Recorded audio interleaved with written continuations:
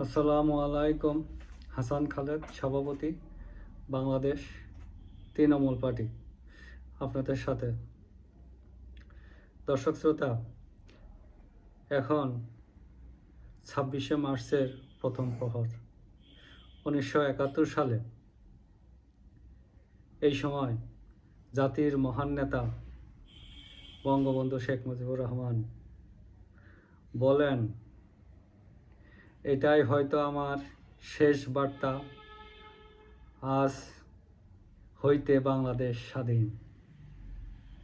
বঙ্গবন্ধু তো 7ই মার্চ আমাদেরকে প্রস্তুত হয়ে থাকতে বলেছিলেন। আজকে স্বাধীনতার ঘোষণা দিয়ে কাজ করার জন্য আহ্বান জানাইলেন। কাজটা কি? এই বাংলাদেশকে শত্রুমুক্ত করতে হবে।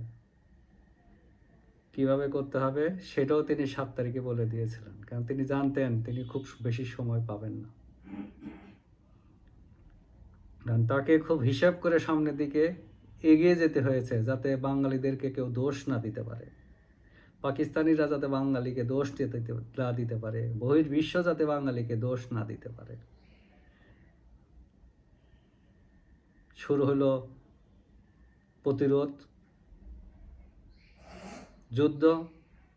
প্রতিরোধ যুদ্ধ থেকে বঙ্গবন্ধুর নির্দেশনা অনুযায়ী মহান মুক্তিযুদ্ধ শুরু হয়। বাংলাদেশ স্বাধীন হয় 9 মাস রক্তক্ষয়ী যুদ্ধে।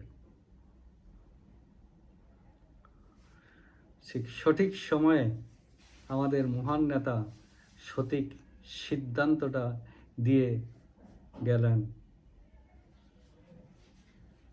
আমরা যুদ্ধ শুরু করে দিলাম তার ঘোষণার সাথে সাথেই। আমরা প্রস্তুতি ছিলাম, আমাদের নেতা আমাদেরকে প্রস্তুত করেই রেখেছিলেন যে যেখানেই থাকি সুস্থ থাকি, নিরাপদ থাকি, ইতিহাস বিকৃত না করি। ইতিহাস বিকৃত করা অন্যায়।